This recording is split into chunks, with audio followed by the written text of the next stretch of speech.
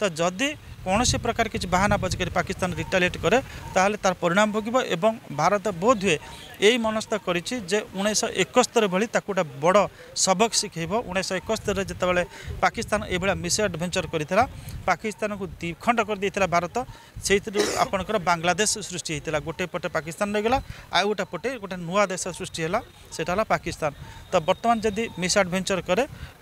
पाकिस्तान को 2-3 खंड करके 2-3टा राष्ट्र सृष्टि कर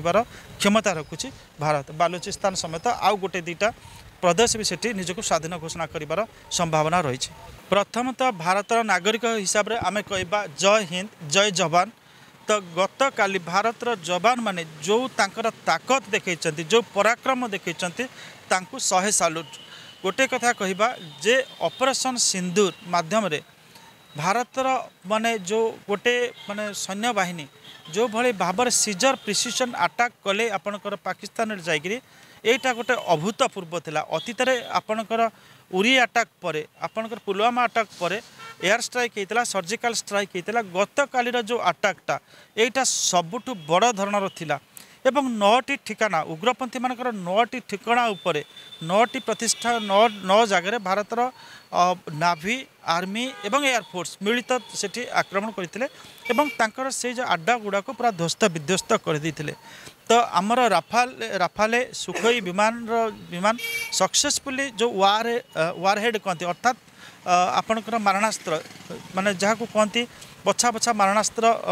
प्रभावी मारणास्त्र द्वारा आक्रमण कर जहाँफल से बड़ बड़ जो सौध जो सेगुड़ाक पूरा एक प्रकार भुशुड़ी पड़ी एवं बहु परिमाण आतंकवादी सेठी निहत होती भारतर जवान मैंने सेठी जीवा सक्सेसफुली एयर स्ट्राइक करवा सक्सेसफुली फेरी आसवा सेटा भारत जो सैन्य शक्तिर पराक्रम को गोटे प्रूव करुच्ची नंबर 1। नंबर 2 जे पाकिस्तान एयर डिफेन्स सिस्टम जे केते दुर्बल सेटा मध्य एक्सपोज होती जे अतीत आम देखी जे 2019 जितेबाला एयर स्ट्राइक करता बालाकोटे अनेक गुड़िया आपंकर से माने विमान सामिल होते कि गोटे विमान आम समस्त जाने खसई देता पाकिस्तान जो थे आपंकर माने अभिनंदन वर्तमान थिले। तो तापर आप देखिए अभिनंदन वर्तमान को एमती चाप पकईता भारत सरकार तो तुरंत ससम्मान छाड़देवाई बाध्य होता पाकिस्तान। तो वर्तमान पाकिस्तान आम देखा तार जेबेठू सृष्टि 1947 मसीहा ठारू भारत को तांकर गोटे पॉलिसी अच्छी जे ब्लीड इंडिया विथ 1000 कट्स अर्थात सीधा सड़क युद्ध न करी परोक्षर युद्ध करी गोटे प्रकार माने जो भाया क्षति पहुँचे थाए से पॉलिसी रे विश्वास करी ओभर डिकेड्स आम कह ओभर डिकेड्स दुर्बल करने लगी एवं विभिन्न समय परोक्ष युद्ध करी भाया गोटे क्षति पहुँचाए एवं गत काली जो जवाब दि जाए पाकिस्तान एवं 3 थर भाव जे से भली तार जो पॉलिसी को कंटिन्यू कर ताधरे रिवाइज कर किंतु गोटे कथा आम कहीपर जे ऑपरेशन सिंदूर वर्तमान भारतर अगणित लोक नागरिक विशेषकर महिला मानक भितर गोटे खुशीर लहरी आनी जे जो भली भाव में ओभर द इयर्स भारतर जवान मान हत्या करी भारतर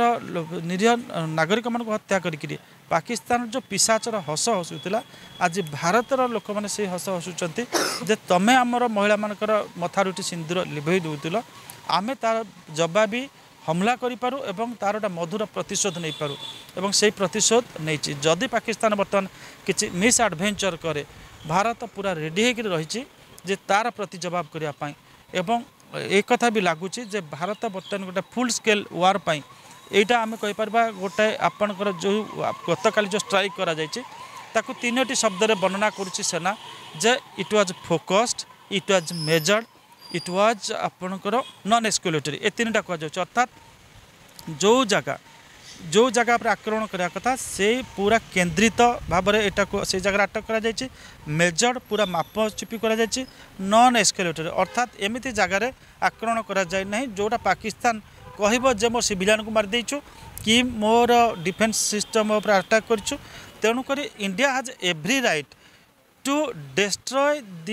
हाइडआउट्स of terrorist those who have been bleeding us over the years ये मेसेजटा भारत देवाक चाहिए। तो जदि कौन से प्रकार किसी बहाना बज कर पाकिस्तान रिटालिएट करे ताहले तार परिणाम भोगिब एवं भारत बोध हुए यही मनस्था करिछि जे 1971 भली ताकू गोटे बड़ सबक शिखेब 1971 जितेबाला पाकिस्तान ये मिस एडभेंचर करता पाकिस्तान को द्विखंड कर देता भारत से आपणकर बांग्लादेश सृष्टि होता गोटे पटे पाकिस्तान रहीगला आउ गोटे पटे गोटे नुआ देश सृष्टि है सेटा पाकिस्तान तो बर्तमान जदि मिस एडभेंचर करे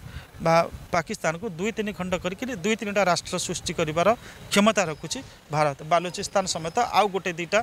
प्रदेश भी सेठी निजको स्वाधीन घोषणा करिवार संभावना रही है सेटा तक माने आपणकर जहाँ इंडियन माने डिफेन्स पर्सनल माने कहते अपडेट्स देबे सी नहीं कि एपर्यंत पुष्टि आसीनी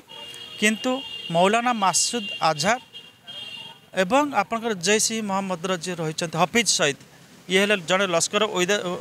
लश्कर ई तयबार गोटे चीफ एवं आउ जड़े जैश ई मोहम्मद तो ये 2 जनकर जो बड़ बड़ तांकर ट्रेनिंग सेंटर उपर आक्रमण कर निश्चित भाव में किसी की पर्सनेल मुख्य लोक से मृताहत होते तो से नहीं किसी आसीनी हफिज सहित तो गोटे पूरा लोक मान गहल भितर रही से जानी जे जो अटैकटा हम सेटा आपणकर अटैकटा हम जे हाइडआउट्स जोटा आड्डा उपर सिविलियन उपर हेनी सिविलियन जो अटैक हम ताहले पाकिस्तान को गोटे का मिल